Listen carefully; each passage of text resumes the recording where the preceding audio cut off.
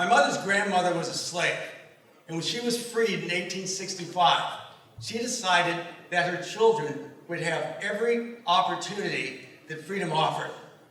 My mom's grandmother had 6 children. Every single one of them went to college.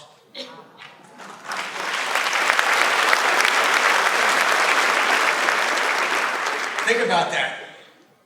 My mother's grandmother lived in a time when laws were designed to prevent slave literacy.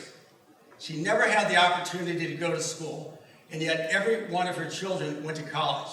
It's unbelievable, and proof that having the opportunity to succeed gives people the opportunity to flourish. My mom's grandmother would be proud to know that her granddaughter, my mom, went on to obtain a master's degree in nursing and a doctorate degree in education. My mom is simply the best human being, the most complete human being I've ever met in my life.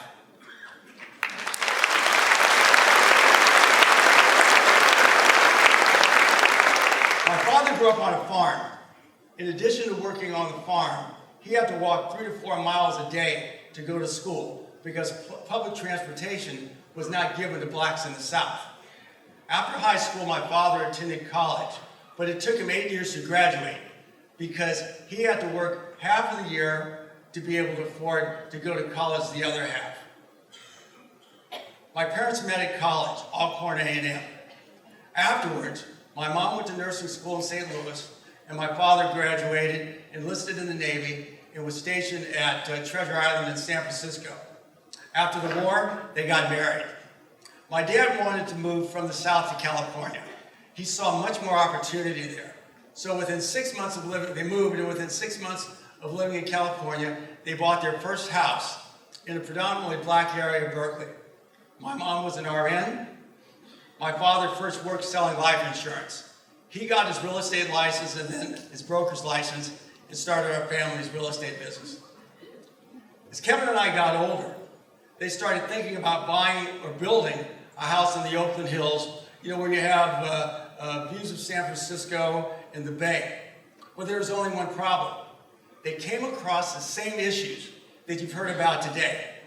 Homes for sale and the land they dreamt of buying had restricted racial covenants. No Negroes, no Chinese. They're prohibited. My parents were tenacious, and somehow they were able to buy a lot where they built our house only because the property was in foreclosure and they had the cash to bail the owner out. We were the first black family in the neighborhood, and when it came to a decision on where to go to school, we were going to go to a Catholic school.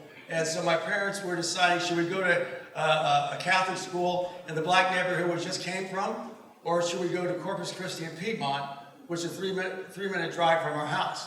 Of course, they chose Corpus Christi, and I was the first black student they had. I still remember to this day my mom, after they made the decision, saying, in addition to being closer to home, this experience is going to toughen you up a little bit. And so in our own way, we're pioneers, breaking down racial barriers in our neighborhood, community, and schools. But as any minority in this country knows, and has known for the past 300 years, things change, but things also stay the same. From the overt to subtle racism to the systemic barriers we use to separate our communities. There's still so much we can do.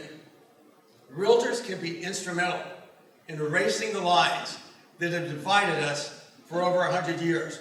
We are the ones who can remove the walls that have separated us in the past and build the neighborhoods and communities of the future.